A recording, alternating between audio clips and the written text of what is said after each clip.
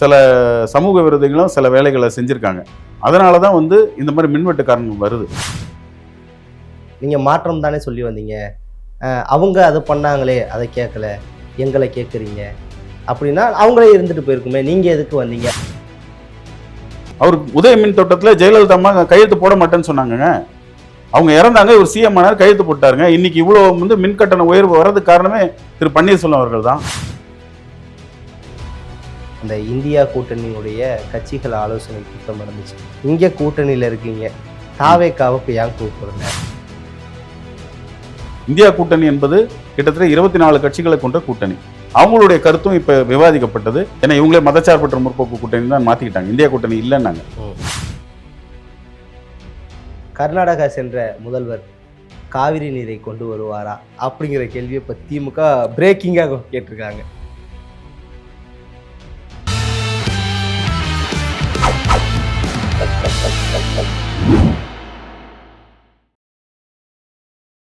GeM தொலைக்காட்சி நேயர்களுக்கு வணக்கம். இன்றைய சிறப்பு நேர்காணலில் நம்மோடு தமிழ்நாடு மாநில காங்கிரசினுடைய மாநில பொதுக்குழு உறுப்பினர் திரு விஜயானந்த் அவர்கள் இணைந்துள்ளார். அவரிடம் இன்றைய அரசியல் சூழல் குறித்து விரிவாக விவாதிப்போம். சார் வணக்கம். வணக்கம் முத்து, எப்படி இருக்கீங்க? நான் நல்லா இருக்கேன், எப்படி இருக்கீங்க? நல்லா இருக்கேன் முத்து, சூப்பர் சார். அதாவது இப்போ தமிழ்நாட்டில் தாவேக்கா ஆட்சி நடந்துட்டு இருக்கு. தாவேக்கா ஆட்சின்னு தனியாக சொல்லலாம், உங்களுடைய கூட்டணி ஆட்சி நடந்துட்டு இருக்கு. மாற்றம் மாற்றம் அப்படின்னு சொல்லி வந்தீங்களே, உங்க மாற்றம் இதுதானா அப்படிங்கிற கேள்விகள் பல கட்சிகள் சார்பாக எழுப்பப்படுது. குறிப்பாக இந்த மின்வெட்டு பிரச்சனை பற்றி பேசி ஆகணும் முத்து. அது நிறைய பேருக்கு புரிதல் இல்லாமல் பண்ணுறாங்க. அதாவது ஒரு தரம் கிட்டத்தட்ட இந்த ஒரு 5 வருஷமா ஒரு வருஷமும் நம்முடைய சென்னைக்கு ப்ளஸ் வந்து தமிழ்நாடுக்கு நம்முடைய மின் தேவை வந்து அதிகரிச்சுட்டே இருக்கும். அதாவது 15% 19% ஏறும். அதாவது போன வருஷம், அதாவது நான் சொல்றது 2025 வந்து நம்ம சென்னைக்கு தேவையானது வந்து 4200 மெகாவாட் தான் பீக் சீசன். இருக்கிறதுலே வெயில் அதிகமாக இருக்க சீசனில் நமக்கு அதிகமாக தேவைப்படும், அதிகமாக ஏசி போடுவாங்க. 4200 மெகாவாட் தான் நமக்கு தேவைப்பட்டது. இந்த இதில் பீக் சீசனில் இருக்கிறதுலே ஹையஸ்ட் டெம்பரேச்சர் இருக்கும்போது 5600 மெகாவாட் தேவைப்பட்டிருக்கு. இப்போ 1400 மெகாவாட் தேவைப்படுது. இந்த மாதிரி சூழ்நிலைகளில் என்ன பண்ணுவாங்கன்னா, பக்கத்தில் அண்டை மாநிலம் நம்ம கடன் வாங்குவோம். இந்த மாதிரி சூழ்நிலைகளில் அதை எப்படி திருப்பி கொடுப்போம்னா, நம்ம இந்த மழை டைமில் இருக்கிறத வந்து நம்ம அவங்களுக்கு திருப்பி கொடுப்போம். சத்தீஸ்கர், ஒரிசா, ஆந்திர பிரதேஷ் இந்த மாதிரி இதில் அவங்களுக்கு வந்து சவுத் வெஸ்ட் மான்சூன் செட் ஆகும்போது அவங்களுக்கு மழை டைமில் நம்ம வாங்குவோம், திருப்பி கொடுப்போம். இதை வந்து பிப்ரவரி மாதமே கடந்த அரசு செஞ்சிரும். இதை இவங்க செய்ய தவறுனாங்களா என்னன்னு தெரியல. இப்போ அந்த தேவைகள் அதிகரிக்கும் பொழுது அதனால தான் வந்து இந்த மாதிரி மின்வெட்டு காரணம் வருது. அதே சமயத்தில் சில சமூக விரோதிகளும் சில வேலைகளை செஞ்சுருக்காங்க.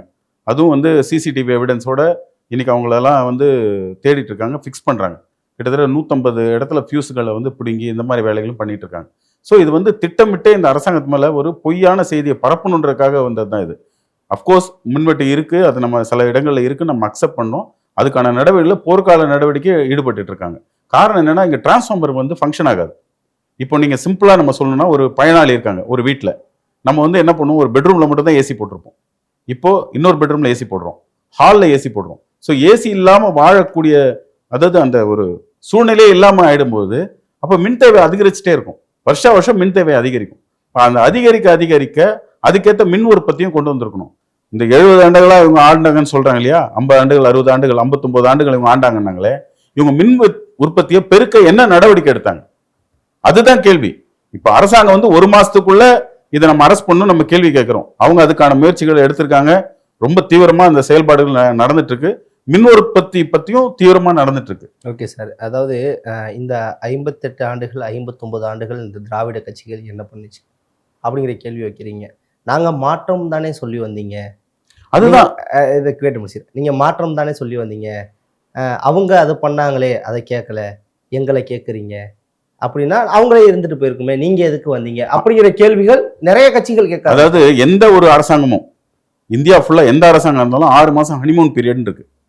அது எதுக்குன்னா, என்ன நடந்துட்டு இருக்கு, நிர்வாகம் என்ன அப்சர்வேஷன் பண்ணி அந்த எந்தெந்த இடத்துல வந்து சீர் பண்ணணும் அப்படின்றதுக்கு ஒரு ஹனிமூன் பீரியட் இருக்கு. இந்த அரசாங்கத்துக்கு 1 மாதம் கூட ஹனிமூன் பீரியட் கொடுக்கல, அவங்க ஒரு நாள் கூட கொடுக்கல. காரணம் என்ன நீங்க அனலைஸ் பண்ணீங்களா? ஸ்டாலின் அவர்கள் தான் சொன்னாங்களே, 6 மாத காலம் இந்த ஆட்சிக்கு எந்த தொந்தரவும். அதுதான், அதெல்லாம் வாயில தான் சொல்லுவாரு, மற்ற எல்லாரையும் தூண்டி விட்டுட்டு வேடிக்கை பார்த்துட்டு இருப்பாரு. இந்த ஒரு நாளும் அவங்க சொன்ன 3 மாசம் நீடிக்காதுன்னு சொன்னார். அதுக்கு வந்து கம்யூனிஸ்ட் கட்சிகளை எதிர்வினையாற்றினாங்க. அது பாத்தீங்களா? அது பார்த்தேன். மக்களால் கடைசியில என்ன சொன்னாரு? மக்களால் ஓப்பன் கேமரால, நல்லா புரிஞ்சுங்க, ஓப்பன் கேமரால ஓப்பன் இதுல 3 மாசம் இந்த ஆட்சி நீடிக்காதுன்னு சொல்லிட்டு அந்த மாதிரி சொல்லவே இல்லாத திருச்சி சொல்லாதீங்கன்னு ஆர்எஸ் பாரதி சொல்றாரு. இப்படி வந்து இவங்க வந்து பொய் புரட்டு. எப்படி பிஜேபியோ அதேதான் திமுக. பிஜேபி எப்படி பொய் பொய் பொய் திருப்பி திருப்பி பொய்ய சொல்லுமோ அதே மாதிரிதான் இவங்க சொல்லிட்டு வராங்க. மக்கள் அதை உணர்ந்திருக்காங்க. இந்த அரசாங்கத்துக்கு மக்கள் வந்து உண்மையான டைம் கொடுக்கணும், இவங்க உண்மையாவே சீர்திருத்தவாதிகள், சீர்திருத்தத்தை பாக்குறாங்கன்னு மக்கள் உணர்றாங்க. மக்கள் வந்து அரசாங்கம் பக்கம் இருக்காங்க. Okay sir. அதாவது இப்போ ஒரு 2 தினங்களுக்கு முன்பு உங்களுடைய அந்த இந்தியா கூட்டணியினுடைய கட்சிகள் ஆலோசனை கூட்டம் நடந்துச்சு. திமுக அதை புறக்கணிச்சிருந்தாங்க. ஒரு சில கட்சிகள் வரலை. கடந்த உங்கள் கூட்டணியில் இருந்த கட்சிகளே வரலை. ஒரு சில கட்சிகள்லாம் வரல. இல்ல வெறும் திமுக வரல, ஆம் ஆத்மி வரல, மத்த எல்லாரும் வந்திருந்தாங்க. ஓகே, வரல. இங்க கூட்டணியில இருக்கீங்க, தாவேக்காவுக்கு ஏன் கூப்பிடல? அதுதான் கேள்வியும் எழுப்புறாங்க. அதுதான், அதாவது எதுனா இது பாராளுமன்ற தேர்தலுக்காக உருவாக்கப்பட்ட கூட்டணி தான் இந்தியா கூட்டணி. ஏன்னா இவங்களே மதச்சார்பற்ற முற்போக்கு கூட்டணி தான் மாத்திக்கிட்டாங்க, இந்தியா கூட்டணி இல்லைன்னாங்க. அதாவது பாராளுமன்ற தேர்தல் இப்ப வர ஒரு பாராளுமன்றத்தை எப்படி எதிர்கொள்ளணும், என்ன மாதிரி இஷ்யூஸ் எல்லாம் கொண்டு போகணும் அப்படின்றதுக்காக தான்.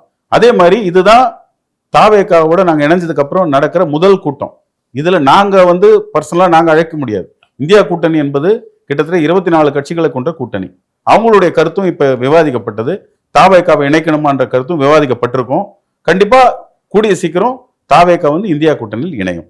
ஓகே சார், நீங்க எப்படி சொல்றீங்க? அதாவது நாங்க மற்ற கட்சிகளை வச்சுதான் ஒப்பிட்டு தான் இது பண்ணணும், பேசிட்டு தான் இது பண்ணணும் அப்படின்னு சொன்னா, இன்னும் மக்களவை தேர்தலுக்காக ஒதுக்கப்பட்ட கூட்டணி அது.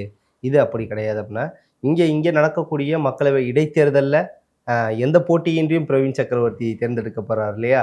அப்ப தாவேக்கா உங்க கூட்டணியில இருந்ததுனால தானே அது சாத்தியமா? அதுதான், இது ஒரு ஸ்டேட் கூட்டணி இப்போதைக்கு. அதான் சொல்றேன், ஸ்டேட் கூட்டணி. எம்பி தான் அங்க போயிட்டாரே. எது எம்பி? ஒரு எம்பியா போயிருக்காரு. இப்பதான் ஸ்டேட் கூட்டணி உருவாகி முதல் இதுவே வந்து அவர் பெருந்தன்மை எங்களுக்கு கொடுத்திருக்காரு.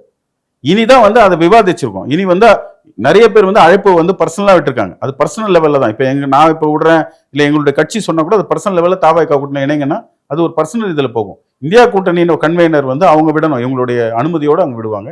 கண்டிப்பா இவங்களும் அதை இணைவாங்க, கூடிய விரைவில் இணைவாங்க. கூடிய விரைவில் இந்தியா கூட்டணியில தாவேக்கா இணையும் அப்படின்னு சொல்லி. ஆனா ஒருத்தர் வந்து உங்க கட்சியை சார்ந்தவர் தான் ஒரு பதில் ஒன்று சொல்லியிருந்தார். எம்பிக்கள் இருக்கக்கூடிய கட்சிகளுக்கு மட்டும்தான் அழைப்பு விடுக்க. அது குறிப்பிட்டு யாரும் சொல்ல முடியுங்களா? இதை சொல்லியிருந்தாங்க, உங்க கட்சியில தான் மாநிலத்துல பொறுப்பு இருக்கக்கூடியவங்க தான். என்ன சொன்னாங்க? எம்பிக்கள் இருக்கக்கூடிய கட்சிகள் மட்டும்தான் அழைக்கப்பட்டிருந்துச்சு. அதுதான், அதாவது அது பார்லிமெண்ட் செஷனுக்கு இப்போ நம்ம ஒரு போராட்டம் பண்ண போறோம், அதுக்கான விஷயங்கள் தான். இப்போ பார்லிமெண்ட் எம்பி இன்னும் தாவேக்காவுக்கு உருவாகல. 2029 ஆட்டோமேட்டிக்கா உருவாக போகுது. அதனால இப்போதைக்கு அந்த ஒருங்கிணைப்பு வந்து அங்க அதை பத்தி 2024 மதிமுகவுக்கு கூட தான் எம்பி இல்ல, அவங்கள மட்டும் நீங்க அழைச்சிருந்தீங்க. 2024 தேர்தலுக்கு முன்னாடி மதிமுகவுக்கு கூட தான் எம்பிக்கள் இல்ல. அதுதான், அப்போ வந்து அவங்கள அழைச்சிருந்தீங்க. அவங்கள இந்தியா கூட்டணி இணைஞ்சாங்க. இன்னும் இவர் வந்து அபிஷியலா இணையல. இப்போ இணையறதுக்கான ஒரு அழைப்பை கொடுத்துருப்பாங்க, இவர் பரிசீலனை பண்ணி இணைவாரு. அது இணைஞ்ச உடனே அது எம்பி இருக்கோ இல்லையோ அந்த கட்சிகள் வரும். இதுதான் இது நிதர்சனமான உண்மை. ஒரு தனியா காங்கிரஸ் வந்து அங்க தனியா வந்து ஒரு செயலை செஞ்சிட முடியாது. காங்கிரஸ் வந்து தனியா ஒரு அழைப்பு கொடுத்துட முடியாது. Okay sir. அதே மாதிரி வந்து முதலமைச்சர் ஆன பிறகு தமிழ்நாட்டினுடைய முதலமைச்சர் திரு ஜோசப் விஜய் அவர்கள் டெல்லியில் பிரதமர் மோடி தலைமையிலான நிதி ஆயோக் கூட்டத்தில் பங்கேற்றிருக்கார். நிறைய இதையும் வச்சார். அதாவது பெண்கள் பாதுகாப்புல தமிழ்நாடு தான் முதல் இடத்துல இருக்குலாம் சொல்லியிருந்தார். நான் எப்படி பார்க்குறீங்க? அதுதான் நான் சொல்ல வரேன். இப்போ நிதி ஆயோக்ல நேற்று அந்த நிதி ஆயோக் சேர்மன் வந்து பேட்டி கொடுத்தார். நான் வந்து ஒரு நடிகராக தான் பார்த்தேன், பட் அவர் வந்து என்னை ரொம்ப இம்ப்ரெஸ் பண்ணிட்டார், அவருடைய பேச்சு வந்து ரொம்ப என்னை இம்ப்ரெஸ் பண்ணிடுச்சுன்னு சொன்னார். என்னெல்லாம் பேசினார் தெரியுங்களா? இவங்க சொல்றாங்களே அமைதியா இருக்காரு சொல்லிட்டு கிட்டத்தட்ட 5 ஹைவே கேட்டிருக்காரு. அந்த 5 ஹைவேவையும் கரூர் கோவை, இது சென்னை டு திருச்சி, அப்புறம் சென்னை டு கன்னியாகுமரி ரயில் காரிடார்னா ஒரு அதிவேக ரயில் வேணும் சென்னை டு கன்னியாகுமரி, எல்லா இதுவும் இணைக்கிறது சென்னை டு கன்னியாகுமரி, அதனால அது வேணும்னு கேட்டிருக்காரு. அதே மாதிரி 1086 கிலோமீட்டர் கோஸ்ட் லைன் இருக்கு. இதுல வந்து நமக்கு வந்து அறிவிக்காம அதிகமான மழை வருது, புயல் வருது, இந்த மாதிரி நம்ம வந்து பேரிடர்களை சந்திக்கிறோம். அதனால எங்களுக்கு வந்து அட்வான்ஸ் வார்னிங் சிஸ்டம் வந்து வேணும், ஒரு உயிரிழப்பு கூட நடந்துடக்கூடாதுன்றதுல முதல்வர் வந்து ரொம்ப தெளிவா இருக்கிறார்.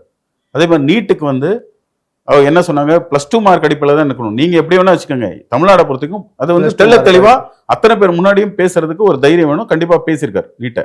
இவங்க எல்லாம் நீட்டை எதுக்குறேன், நீங்க எங்களுக்கு எப்படி கொண்டு வர தெரியும்லாம் சொன்னாங்க. ஆமா, செங்கல் எல்லாம் ஆனா வைக்க எந்த பிரச்சாரம் பண்ணாங்க. எந்த நீட்டை வந்து அனுமதிச்சு கையெழுத்து போட்ட பன்னீர்செல்வத்தை சைலண்டா வந்து கட்சியில சேர்த்துக்கிட்டாங்க. எந்த தமிழ்நாட்டுக்கு துரோகம் பண்ண பன்னீர்செல்வம் அவர்களை ஒண்ணும் இல்லாம கட்சியில சேர்த்துக்கிட்டாங்க. சார், புரியுதுங்களா? அதிமுகவுக்கு துரோகம் பண்ணாங்கன்னு எடப்பாடி விமர்சனம் பண்றாரு. நீங்க மொத்தமா தமிழ்நாட்டுக்கே துரோகம் கண்டிப்பாங்க. பண்ணாங்க. உதய மின் திட்டத்துல இன்னைக்கு நம்ம வந்து இந்த மின் கட்டணம் இவ்வளவு நம்ம கஷ்டப்படுறோம்னா அது காரணம் அவர் தாங்க. அவருக்கு உதய மின் திட்டத்துல ஜெயலலிதா அம்மா கையெழுத்து போட மாட்டேன்னு சொன்னாங்க. அவங்க இறந்தாங்க, இவர் சிஎம் ஆனார், கையெழுத்து போட்டாருங்க. இன்னைக்கு இவ்வளவு வந்து மின் கட்டண உயர்வு வர்றதுக்கு காரணமே திரு பன்னீர்செல்வம் அவர்கள் தான். இன்னைக்கு அவரை தானே கட்சியில சேர்த்திருக்காங்க. அன்னைக்கு வந்து அந்த பன்னீர்செல்வத்தை என்னெல்லாம் விமர்சனம் பண்ணாங்க, தஞ்சாவூர் பொம்மைன்னு விமர்சனம் பண்ணாங்க. இன்னைக்கு அவரே தானே உள்ள சேர்த்து வச்சிருக்காங்க. செந்தில் பாலாஜியை கூட தான் விமர்சனம் பண்ணாரு. ஆமா, செந்தில் பாலாஜி வழக்கு, அவர் கைதான வழக்கே திமுக போட்ட வழக்கு தான். அப்புறம் செந்தில் பாலாஜி மாதிரி ஒரு மாவீரரை பார்க்க முடியாது, ஒரு செயல் மறவர் அப்படின்னு அதே வாயால புகழவும் செஞ்சாரு. இவங்களுக்கு தேவைன்னா அவங்களுக்கு இகழ்ச்சியா பேசுவாங்க, தேவையில்லைன்னா அவங்களை சேர்த்துப்பாங்க. ஓகே, அது இந்த நிதி ஆயோக் கூட்டத்தை பத்தி எதிர்க்கட்சி தலைவர் உதயநிதி ஸ்டாலின் ஒரு கருத்தை தெரிவிச்சிருக்காரு. ம். அதாவது தேர்தல் டைம்ல தமிழ்நாடு ஏதோ படுகுழியில விழுந்தது போல முதல்வர் பேசினாரு. ம். ஆனா அங்க பட்டியலிட்டு சொன்ன சாதனையெல்லாம் இந்த ஒரு மாதத்துல நடந்ததா? திமுக அந்த 5 ஆண்டுகள் பண்ண சாதனையெல்லாம் வந்து உங்க சாதனை அப்படின்னு சொல்லி ஸ்டிக்கர் ஒட்டிக்கிறீங்க. போலி வெற்றி என்னைக்கு நிலைக்காது. கர்ம வீரர் காமராஜர் ஆட்சி எப்படி போச்சுன்னு தெரியுங்களா? ஏழை பங்காளனின் இல்லம் பாரின்னு சொல்லிட்டு அவர் தங்கியிருந்த வீடு, அது ஒரு 10க்கு 12 ரூம் கூட இருக்காது, அதை போஸ்ட் அடிச்சு ஒட்டினாங்க. சுவிஸ் பேங்க்ல 25 லட்சம் வச்சிருக்காருன்னு சொல்லிட்டு கர்ம வீரர் காமராஜரை இவங்க வந்து ஏளனப்படுத்தினாங்க. கடைசியில் அவர் இறக்கும்போது எவ்வளோ இருந்ததுங்க? ஒரு சட்டப்பையில் எவ்வளோ இருந்தது? 130 ரூபா இருந்தது. ஆனால் காமராஜர் அவர் காலத்திலிருந்தே தமிழ்நாடு மகாராஷ்டிரா ஒன்றாவதோட ரெண்டாவதோட ஒன்றாவது ரெண்டாவது இது மாறி மாறி வர்றது தான். அது காமராஜர் இட்ட அடித்தளம் தான்.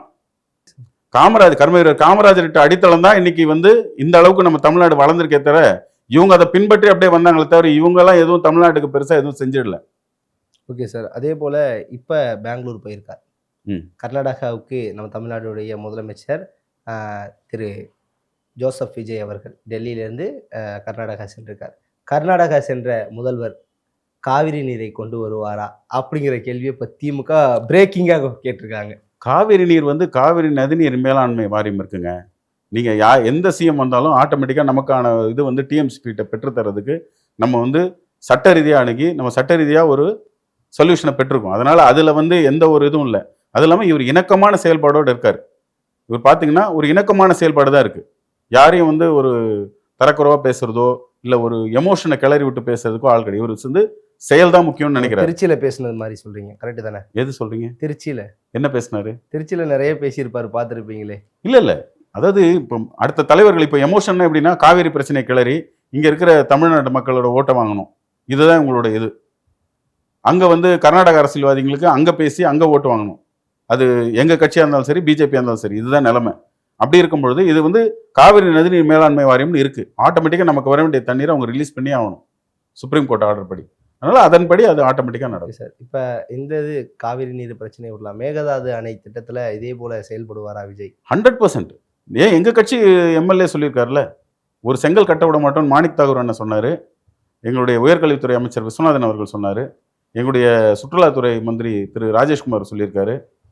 அதனால் அதெல்லாம் வந்து தமிழ்நாட்டு உரிமைகளை என்றைக்குமே நாங்கள் விட்டு கொடுக்க மாட்டோம். சிங்கப்பெண் சிறப்பு அதிரடிப்படை முதல்வர் ஜோசப் விஜய் அவர்கள் பதவியேற்ற முதல் நாள் இட்ட கையெழுத்து அதாவது இருக்கு, அதை எப்படி பார்க்குறீங்க? உண்மையிலே ஒரு ரொம்ப சந்தோஷமான விஷயம். காரணம் என்னென்னா, எதுக்கோ செலவு பண்ணணும்னு நினைக்கிறாங்க. கலைஞரோட பேனா வைக்கணும்னு 800 கோடிக்கு ஒரு திட்டத்தை போட்டாங்க. ஆனால் இவர் வந்து ஒரு 364 கோடிக்கு ஒரு பெண்கள் பாதுகாப்பு அதை மையமாக வச்சு ஒரு திட்டத்தை போட்டிருக்காரு. அது எங்கெல்லாம் பாருங்க, அவங்க எவ்வளோ கிளவராக இருக்காங்க பாருங்க. இப்போ கூட ஒரு ஈவ்டீசிங் பண்ண இடத்துல இதில் 3 முதல்வர் தொகுதி தான் பெரம்பூர் முதல்வர் தொகுதியில் அவங்க ஈவ்டீசிங் எங்கெல்லாம் தவறு நடக்குதோ முன்னாடியே அது எங்கே தவறு நடக்கும்னு யூகிச்சு அங்கே முன்னாடியே போய் அங்கே நின்று அதுக்கான பெண்களுக்கான பாதுகாப்பை வழங்குறதுல ரொம்ப சிறப்பாக செயல்பட்டு இருக்காங்க. தைரியமாக போய் அங்கங்கே பேசுகிறாங்க, தைரியமாக எனக்கு அணுகுன்றாங்க. அதுக்கு ஒரு டோல் ஃப்ரீ நம்பர் 181 கொடுத்துருக்காங்க. உண்மையிலே இது ஒரு சிறப்பான திட்டம். ஓகே, ஆனால் திமுக தரப்புலேருந்து வைக்கக்கூடிய இந்த திட்டத்துக்கு, அதாவது முதல்ல இந்தியாவிலேயே ஒரு பெண் போலீஸ் நியமனம் அப்படிங்கிறது கலைஞர் தான் கொண்டு வந்தார். அதன் பிறகு மகளிருக்கான காவல் நிலையத்தை அம்மையார் ஜெயலலிதா கொண்டு வந்தார். இல்லை, எல்லாமே தப்பாக சொல்கிறாங்க. அவர் புரட்சி தலைவர் எம்ஜிஆர் கொண்டு வந்தார். அதான் இதை தான் வந்து ம். விளம்பரப்படுத்துறாங்க. ம். அதே போல வந்து 2011ல அம்மா பெட்ரோலா இருந்துச்சு. ம். அப்புறம் 2021ல திமுக வந்தோடனே பிங்க் பெட்ரோலா மாறிச்சு. இப்ப பிங்க் பெட்ரோல சிங்கப்பெண் சிறப்பு இப்படிதான் சொல்லுவாங்க. இப்ப கர்ம வீரர் காமராஜர் மதிய உணவு கொண்டு வந்தாரு. எம்ஜிஆர் அதுல ஒரு முட்டையை போட்டு சத்துணவுன்னு கொண்டு வந்தாரு. எல்லாம் ஒரு திட்டத்தோட பரிமாணங்கள் தான், அதோட வளர்ச்சி தான். புரியுதுங்களா? ஒரு திட்டத்தை ஒரு முதல்வர் கொண்டு வந்தாங்கன்னா அதோட பரிமாணங்கள் கொஞ்சம் கொஞ்சமா வளர்ந்துகிட்டே இருக்கும். அதுதான் இப்ப கர்ம வீரர் காமராஜர் ஒரு 3 கிலோமீட்டர் இருக்கிறதுல ஒரு ஆரம்ப பள்ளின்னு கொண்டு வந்தாரு. அதோட பரிமாணங்கள் தான் colleges, government colleges, medical colleges, இதெல்லாம் அதோட பரிமாணங்கள். ஒருத்தர் கொண்டு வர பேஸை அப்படியே தொடருவாங்க. இதுதான் இது. அதை வந்து நீங்க பிங்க் இதை வந்து இதை போட்டேன் அதை போட்டேன்னு சொல்லக்கூடாது. இது அவங்களோட இன்டென்ஷனை தான் பார்க்கணும். பெண்கள் பாதுகாப்புன்ற இன்டென்ஷன் இருக்கு, அதை தான் பார்க்கணுமே தவிர நீங்க அதில் போய் விமர்சனம் பண்ணிட்டு இருக்கிறது மிகப்பெரிய தவறு. Okay sir. அதே போல இளம் அமைச்சர்கள், முதல் முறை அமைச்சரானவர்கள், அவர்களோட செயல்பாடெல்லாம் எப்படி இருக்கு? உண்மையிலே நல்லா இருக்கு. குறிப்பா திரு ரமேஷ் அவர், இந்து அறநிலைத்துறை அமைச்சர் ரமேஷ் அவருடைய செயல்பாடு ரொம்ப அருமையா இருக்கு. நேரடியாக போய் கண்காணிச்சு அவரே ஒரு ஜிபே அமைச்சு ஒருத்தரை பிடிச்சி அவங்க மேலே எஃப்ஐஆர் போட வச்சிருக்காரு. இது எவ்வளோ பெரிய விஷயம்ன்றது யாருக்கும் தெரியாது. அதாவது பொதுமக்கள் என்ன யோசிப்பாங்க தெரியுங்களா? நம்ம வந்து மன நிம்மதிக்காக கோயிலுக்கு போகிறோம், அங்கே ஒரு சந்தோஷமாக சாமி கும்பிட்டுன்னு தான் போவோம். அங்கே போய் 3000 கொடுத்து நான் உள்ளே போய் பார்க்கணும், 4000 கொடுத்தா தான் உள்ளே போய் பார்க்கணும். எவ்வளோ பெயினாக இருக்கும் தெரியுங்களா? அமைச்சரே 4000 ரூபா வாங்கினாங்க. இந்த சின்ன சின்ன விஷயங்கள் கூட கவனிக்காமல் இருந்ததுனால தான் இந்த ஆட்சி பறிபோச்சு. ஒரு சின்ன சின்ன மக்களுடைய சின்ன சின்ன தேவைகளை கூட, ஒரு அடிப்படை தேவைகள் கூட என்னன்னு அறியாத, உண்மையிலே ஒரு எடப்பாடி அவர் சொன்னபோது ஒரு பொம்மை அரசாங்கமாக இருந்ததுனால தான் இந்த அரசாங்கம் இன்னைக்கு போயிருக்கு.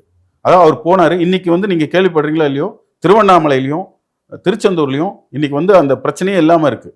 கன்சிடரபிளாக குறைஞ்சிடுச்சு. அந்த பணம் வாங்குறதே, அந்த கும்பலே கிட்டத்தட்ட அந்த பணம் வாங்குறதே கிடையாது, தரிசனம் பார்க்கறது. இது ஒரு பெரிய மாற்றமா இல்லையா? இந்த மாற்றத்தை எவ்வளோ நாளில் கொண்டு வந்தாங்க? 31 நாள் அவங்களால கொண்டு வர முடிஞ்சதுல. 5 வருஷம் உங்கள்கிட்ட ஆட்சி இருந்ததுல, நீங்க என்ன கொண்டு வந்தீங்க? அதே மாதிரி குறிப்பிட்ட சொல்ல போற, இப்போ முதல்வர் சொல்லியிருக்காரு, வெறிநாய் கடியால ஒருத்தர் கூட இறந்துடக்கூடாதுன்னு சொல்லியிருக்காரு. இதை ஒரு இஷ்யூவா ஒரு முதல்வர் பேசி நீங்க கேள்விப்பட்டிருக்கீங்களா? இதுதாங்க உண்மையான இஷ்யூ. இன்னைக்கு 6 கோடி நாய்கள் வந்து, எனக்கு தெரிஞ்ச 6 வருஷத்துக்கு முன்னே 6 கோடி நாய்கள் இருக்குன்னு சொல்லி ஒரு இது இருந்தது. இன்னைக்கு எவ்வளோ பொதுமக்கள் ஒரு தெருவில் நடக்க முடியாமல் சஃபர் ஆகுறாங்க தெரியுமா அந்த வெறி நாய்களால? இன்னைக்கு அதை கொண்டு வராரு. உண்மையிலே இதுலயும் அவர் கரை காண்பார். இவங்க எல்லாம் பேரளவுக்கு தான் அவங்க பேசுவாங்க. ஆனா இவர் வந்து செயல் வடிவம் கொண்டு வராரு, அதை செயல்படுத்துவார். சிறப்பான தகவல். தேங்க்யூ.